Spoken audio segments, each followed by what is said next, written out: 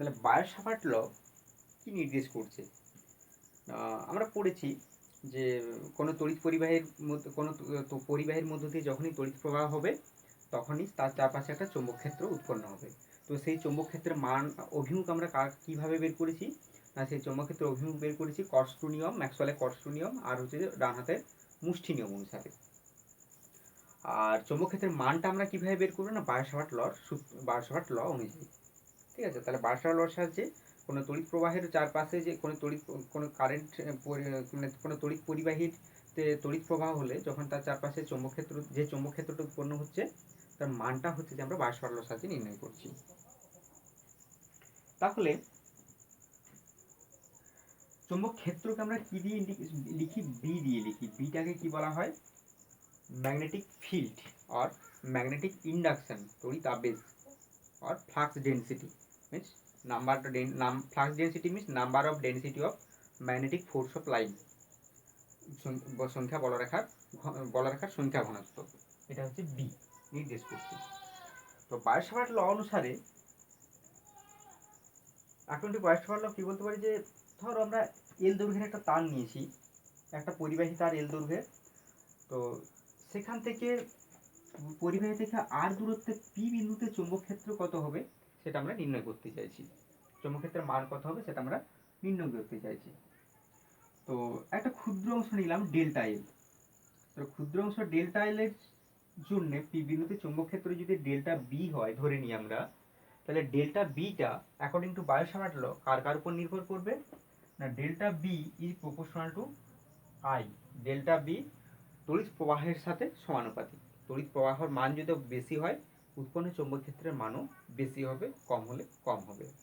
2 নম্বর কি? Delta B proportional to delta L, অর্থাৎ পরিবাহীর দৈর্ঘ্যের সাথে সমানুপাতিক। অর্থাৎ দৈর্ঘ্য যত বড় হবে উৎপন্ন চৌম্বক ক্ষেত্রের মান তত বেশি হবে।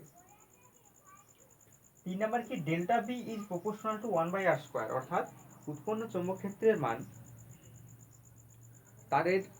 তার থেকে বিন্দুর দূরত্বের বর্গের ব্যস্তানুপাতিক। অর্থাৎ এটা তো স্বাভাবিক যে দূরত্ব যত বাড়বে উৎপন্ন চৌম্বক ক্ষেত্রের মানটা তত কমবে, আর দূরত্ব যত কমবে উৎপন্ন চৌম্বক ক্ষেত্রের মান তত বাড়বে। আর কি না, উৎপন্ন চৌম্বক ক্ষেত্রের মান দৈর্ঘ্য ভেক্টর এবং দূরত্ব ভেক্টর, পরিবাহীটার দৈর্ঘ্য ভেক্টর এবং ওই বিন্দুর যে দূরত্ব ভেক্টর তাদের মধ্যে যে কোণটা সেই কোণের সাইনের সমানুপাতিক। তারের দৈর্ঘ্য ভেক্টর এবং তার থেকে বিন্দুর দূরত্ব ভেক্টর, এই দুটোর মধ্যবর্তী যে কোণ সেই কোণের সাইনের সাথে সমানুপাতিক। তাহলে delta B is proportional to sine theta. তাহলে সবগুলোকে যদি আমরা একসাথে লিখি কি হবে? Delta B is proportional to I del L sine theta by R square, নাকি? আর সমানুপাতিক ধ্রুবক যদি আমরা একটা নিয়ে আসি, ডেল্টা বি সমান কে into I del L sine theta by R square. এটা বায়োসাভার্ট সূত্রের গাণিতিক রূপ। ওটা আমরা বায়োসাভার্ট লটা পড়লাম কার সাথে কিভাবে নির্ভর করছে, আর এটা হচ্ছে বায়োসাভার্ট লর গাণিতিক রূপ কোনো তারের ক্ষুদ্র অংশ ডেল্টা এল এর জন্য। ঠিক আছে, তাহলে কেটা কি হবে? তাহলে কেটা সমানুপাতিক আমরা ধ্রুবক নিয়েছি, কে এর মান কত হবে? না, কে এর মান হচ্ছে μ0/4π। এক্সপেরিমেন্টালি কে সমান কত? μ0/4π। হ্যাঁ, এটা μ0টা কি? না, শূন্যস্থানের চৌম্বক ভেদ্যতা। আমরা যদি শুধু মিউ লিখতাম তাহলে কি হতো? যে কোনো মাধ্যমের চৌম্বক ভেদ্যতা। আমাদের পুরো সিলেবাসটাই হচ্ছে শুধুমাত্র শূন্যস্থানের জন্য আমরা ক্যালকুলেশন করব। ঠিক আছে, তাহলে সব জায়গায় μ0/μ0টাই আমরা ইউজ করব। তাহলে ডেল্টা বি সমান সমান কি হচ্ছে? উৎপন্ন চৌম্বক ক্ষেত্রের মান কত হচ্ছে? না, μ0/4π I delta l sine theta by R square. এটা হচ্ছে বায়োসাভার্ট লর গাণিতিক রূপ। তো তাহলে উৎপন্ন চৌম্বক ক্ষেত্রের একক কি হবে? চৌম্বক ক্ষেত্র আমরা বি দিয়ে ইন্ডিকেট করেছি, উৎপন্ন চৌম্বক ক্ষেত্রের এককটা কি হবে?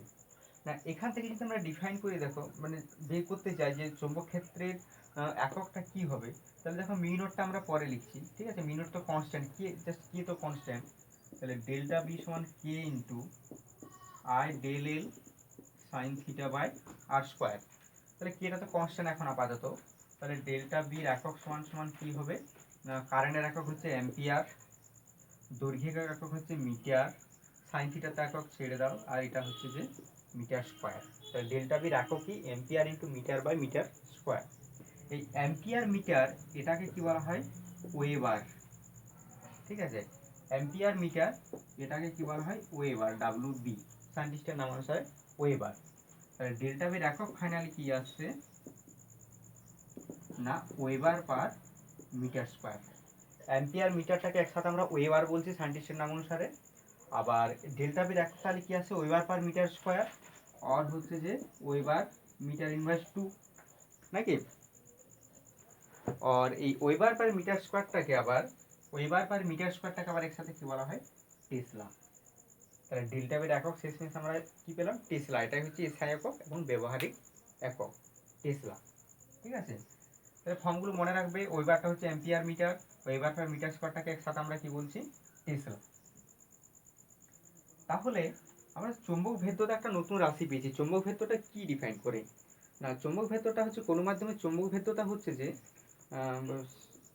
চৌম্বক ভেদ্যতা হচ্ছে যে কোন একটা মাধ্যমকে কোন একটা মাধ্যমের মধ্য দিয়ে, মানে কোন একটা মাধ্যমের ওই যে আমরা বলেছিলাম যে কোন একটা মাধ্যমের যখন আমরা কোনো চুম্বককে রাখছি তখন মাধ্যমটা নতুনভাবে মডিফাইড হচ্ছে। তো এই মডিফাইড হওয়ার ক্ষমতা কার বেশি এবং কার কম, সেটা কি করবে, চৌম্বক ভেদ্যতাটা ডিফাইন করবে। যাক, ওটা আমরা পরে পড়বো, নেক্সট চ্যাপ্টারে পড়বো ওটা। তাহলে এটাই বলছে শূন্যস্থানের চৌম্বক ভেদ্যতা, বুঝেছেন। তাহলে চৌম্বক ভেদ্যতার একক কি হবে না, বি সমান ডেল্টা বি সমান সমান হচ্ছে mu naught by 4 pi into I del L sine theta by R square, হয়েছে। তাহলে মিউ নট সমান কি হবে, মিউ নট সমান হচ্ছে delta b into r square by I into del l. কনস্ট্যান্টগুলো বাদ দিয়ে দিলাম যেহেতু একক বের করছি। তাহলে ডেল্টা বি আমরা কি পড়েছি, টেসলা, ঠিক আছে। ডেল্টা বি আমরা পড়েছি টেসলা, বা ওয়েবার পার মিটার স্কোয়ারও বসাতে পারো। আচ্ছা, ওয়েবার পার মিটার স্কোয়ারই বসাও। ডেল্টা বি হচ্ছে weber per metre square into এটা আবার কি মিটার স্কোয়ার ডিভাইডেড বাই আয়ের মান হচ্ছে অ্যাম্পিয়ার ইন্টু এটা আবার হচ্ছে যে মিটার। তাহলে মিটার স্কোয়ার কেটে দাও, তাহলে মিটার স্কোয়ার কেটে দাও উপরে, তাহলে কি পড়ে থাকছে, weber ampere inverse metre inverse. পরিভেদ্যর একক weber ampere inverse metre inverse. এই ওয়েবার এম্পিয়ার ইনভার্স এটাকে একসাথে কি বলা হয়, হেনরি। এই যে ওয়েবার এম্পিয়ার ইনভার্স বা ওয়েবার পার অ্যাম্পিয়ার, এটা কি বলা হয়, হেনরি, সায়েন্টিস্টের নাম অনুসারে ক্যাপিটাল এইচ বা হেনরি। তাহলে তড়িৎ ভেদ্যতার একক চুম্বক ভেদ্যতার একক আমরা কি পাচ্ছি, চুম্বক ভেদ্যতার একক পাচ্ছি আমরা হেনরি পার মিটার বা হেনরি মিটার ইনভার্স, ঠিক আছে। তো শূন্যস্থানের চুম্বক ভেদ্যতার মান কত হয়, শূন্যস্থানের চুম্বক ভেদ্যতার মান হয় মিউ নট সমান 4 pi into 10⁻⁷ henry per metre. এটা হচ্ছে শূন্যস্থানের চুম্বক ভেদ্যতার মান, ঠিক আছে। নেক্সট আমরা পড়বো যে তাহলে তারের ক্ষুদ্র অংশের জন্য আমাদের ফর্মটা কি আছে, ডেল্টা বি সমান হচ্ছে যে mu naught by 4 pi I del L sine theta by R square. তাহলে পুরো তারটার জন্য পি বিন্দুতে চৌম্বক ক্ষেত্রের মান কত হবে, পুরো তারটার জন্য পি বিন্দু চৌম্বক ক্ষেত্রের মান আমরা কি করি, সবসময় সামেশন নেবো মানে কি, যদি তারটাকে এরকম ডেল্টা এল ক্ষুদ্র ক্ষুদ্র ক্ষুদ্র ভেবে ভাঙতাম এবং প্রতিটার জন্য এখানে আমরা চৌম্বক ক্ষেত্র বার করতাম, তাহলে টোটাল তারটার জন্য কি হতো, ডেল্টা যে ক্ষুদ্র ক্ষুদ্র ক্ষুদ্র অংশ নিয়েছিলাম তাদের যোগফলটা কি হবে, পি বিন্দুতে চৌম্বক ক্ষেত্রের মানটাকে টোটাল মানকে নির্দেশ করবে। তাহলে সেই জন্য আমরা সামেশন নেব। তাহলে বি সম্পূর্ণ তারের জন্য পি বিন্দুর চৌম্বক ক্ষেত্র বি সমান হচ্ছে সামেশন অফ ডেল্টা বি সমান হচ্ছে কনস্ট্যান্টগুলোকে বের করে দাও, বা এটাকে এইভাবেই লিখো, summation of mu naught by 4 pi I del L sine theta by R square, ঠিক আছে। তারটাকে অনেকগুলো ক্ষুদ্র ক্ষুদ্র এরকম ডেল্টা এল অংশে ভাগ করে নিচ্ছি, দিয়ে সবগুলোর জন্য পি বিন্দুতে চৌম্বক ক্ষেত্র বের করে তাদের যোগফল নিচ্ছি, যেটাকে আমরা সামেশন বলছি। বুঝেছে? তাহলে ভেক্টর রূপ কি হবে? আমরা তো জানি চৌম্বক ক্ষেত্র হচ্ছে ভেক্টর কোয়ান্টিটি। তাহলে ভেক্টর রূপ কি দেবে না, বি সমান আমরা কি পেলাম, বা ডেল্টা বি সমান পেয়েছি mu naught by 4 pi I del L sine theta by R square. তাহলে এগুলো তো কনস্ট্যান্ট টার্ম, তাহলে mu naught into I by 4 pi into del L sine theta by R square. তাহলে সাইন, আমরা কি জানি বলতো, যে A vector cross B vector, আচ্ছা এটা পাশে লিখছি, আমরা জানি কি না A vector cross B vector সমান কি জানি আমরা A B sine theta. A cross B vector সমান হচ্ছে a B sine theta, mod a mod b into sine theta. তাহলে এটাকে যদি এইভাবে সাজিয়ে লিখো, mu naught into I by 4 pi delta l into r একটা উপরে গুণ করছি আমরা, sorry delta l into r উপরে একটা নিয়েছি into sine theta by R cube করে দিলাম, উপরে একটা আর দিয়ে গুণ করেছি, নিচে কি করেছি আমরা আর কিউ করে দিয়েছি। ঠিক আছে? তাহলে কি আসবে, তাহলে দেখো দেখো এ cross B A B sine theta চলে এসেছে, তাহলে এই দিকটা দেওয়া আছে এ বি সাইন থিটা, তাহলে ডেল্টা এল ইন্টু আর ইন্টু সাইন থিটা আছে, তাহলে এই জায়গাটাতে আমরা কি করতে পারি এ ক্রস বি লিখতে পারি, ঠিক নয়?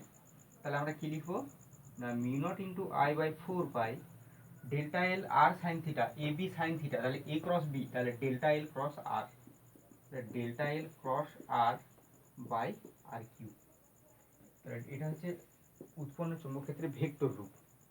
তাহলে কি আসছে উৎপন্ন চৌম্বক ক্ষেত্রের ভেক্টর রূপটা, লিখছি delta B vector equal to, আইটা এখানে লিখো, del L cross R by R cube. হয়েছে?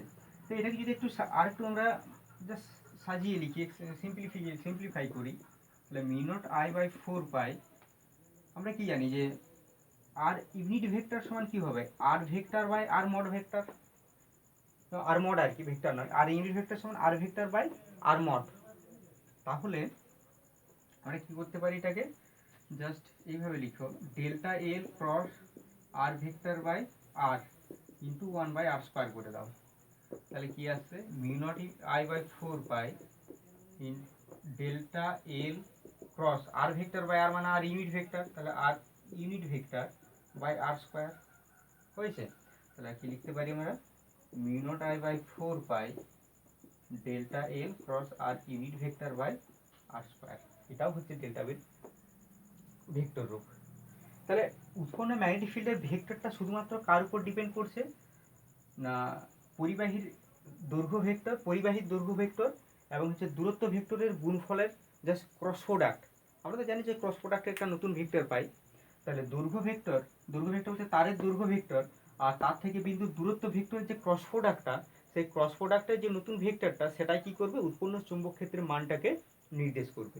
তাহলে এখানে আমরা এই দুটো ক্রস ভেক্টর যদি করি, আমরা সব সময় দেখব যে কোনো তার থেকে এই বিন্দুতে উৎপন্ন চৌম্বক ক্ষেত্রের মানটা কি হবে না, এটা ক্রস করো, তাহলে ক্রস করা মানে কি হয় বোর্ডের থেকে নিচের দিকে হবে, না হয় বোর্ডের থেকে উপরের দিকে হবে। তাই তো, যেহেতু এই বোর্ডের তলটাতেই দুটো ভেক্টর আছে, দুটো ভেক্টর এই বোর্ডের তলটাতেই আছে, তাহলে যদি ডেল্টা এল ক্রস আর করি তাহলে হয় কি হবে বোর্ডের থেকে নিচের দিকে হবে, না হয় বোর্ডের সাপেক্ষে উপর দিকে হবে। কারণ এখানে তো আমরা তাই জানি এ ক্রস বি সমান এ বি সাইন থিটা, এখানে যে আমরা এন, এখানে অ্যাকচুয়ালি এইভাবে লিখতে হয় এন হ্যাট। তাহলে এন হ্যাটটার ডাইরেকশন কি হয় না এ ক্রস বি যদি এই বোর্ডের তলটাতে থাকে, তাহলে হচ্ছে এ এ বি ভেক্টরটা যদি বোর্ডের এই তলটাতে থাকে, তাহলে এন ভেক্টরের অভিমুখটা কি দেবে, হয় বোর্ড থেকে উপর দিকে, না হয় বোর্ড থেকে নিচের দিকে, নাকি? তাহলে এখানেও সেম ডেল্টা এল আর আর ভেক্টরটার অভিমুখটা হয় বোর্ডের থেকে নিচের দিকে দেবে, না হয় বোর্ডের সাপেক্ষে উপর দিকে দেবে। সেটা ভেক্টর ক্রস প্রোডাক্ট করলে আমরা বুঝতে পারবো। তো এটা আমরা বোঝাই কিভাবে, যদি ক্রস দিয়ে এখানে যদি ক্রস লিখি আমরা এইভাবে, তাহলে কি বুঝবো বোর্ডের সাপেক্ষে নিচের দিকে ভেক্টরটা বি ভেক্টরটা। আর যদি জাস্ট বোঝানোর জন্য নিচটাকে কি বোঝায় উপরটাকে কি বোঝায়, যদি এখানে আমরা ডট দিই তাহলে আমরা বুঝবো যে বি ভেক্টরটা বোর্ডের সাপেক্ষে উপরের দিকে। ঠিক আছে? সেটা ডট না ক্রস দেবো সেটা এটার উপরে নির্ভর করবে। তাহলে এটা হচ্ছে যে ম্যাগনেটিক ফিল্ডের ভেক্টর রূপ। ওকে, তোমরা ম্যাগনেটিক ফিল্ডটা ভালো করে পড়ো, মানে বায়োস্ফিয়ার ল পর্যন্ত অনেকটা লেন্দি হয়ে গেল, ক্লাস দুটো ভিডিও হয়ে যাচ্ছে। নেক্সট ক্লাসে আমরা হচ্ছে যে অ্যাপ্লিকেশানগুলো পড়বো, ঠিক আছে? আর কিছু ইউনিট আছে, সেই ইউনিটগুলোকেও হচ্ছে যে পড়ব। ওকে, বাই।